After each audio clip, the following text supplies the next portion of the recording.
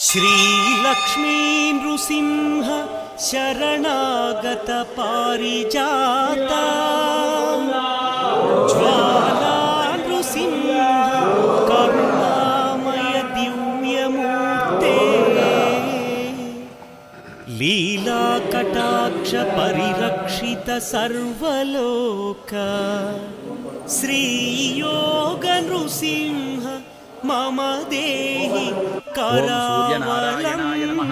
ओम श्री कृष्णाय नमः। ओम आंजनेयाय नमः। ओम नमः शिवाय।